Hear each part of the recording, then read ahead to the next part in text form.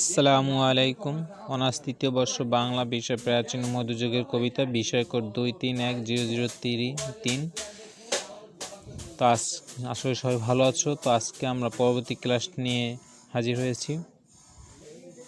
তো আজকে প্রথম প্রশ্ন, বাউলদের মতে পরমাত্মার স্থান কোথায়? বাউলদের মতে পরমাত্মার স্থান মানবদেহের ভিতরে বিরাজ করে। পরমাত্মার স্থান কোথায় বিরাজ করে? মানবদেহের ভিতরে, মানবদেহের ভিতরে বিরাজ করে।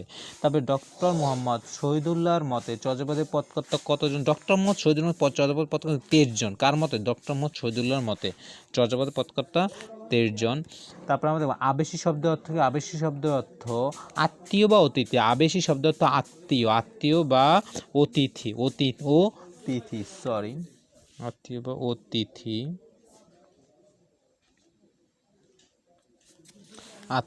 অতিথি, তা বুশুকুর প্রকৃত নাম কি? বুশুকুর প্রকৃত নাম শান্তিদেব।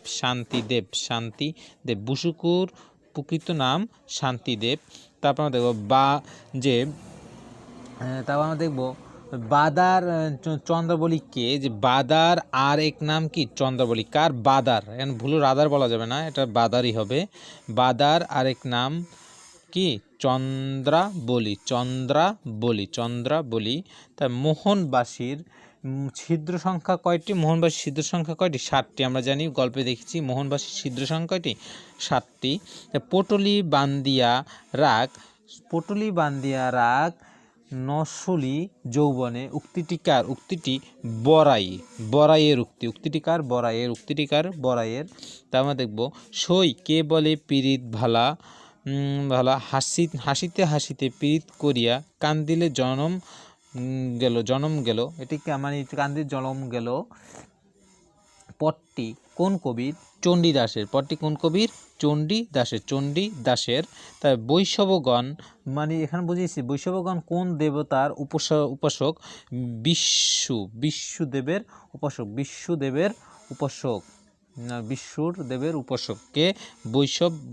বিষ্ণুদেবের উপাসক। তারপরে আমাদের কোন কোন ভাষার সংমিশ্রণ ব্রজবুলি ভাষা হয়? মৌথিলি প্লাস বাংলা, মৌথিলি ও বাংলা ভাষার সংমিশ্রণে সৃষ্টি হয় কি? ব্রজবুলি ভাষা। তবে জীবনাত্মা কিসের অংশ? জীবনাত্মা পরমাত্মার অংশ। আমরা জানি জীবনাত্মা পরমাত্মার অংশ। তবে আমরা দেখব বাউলের মতে মনের মানুষকে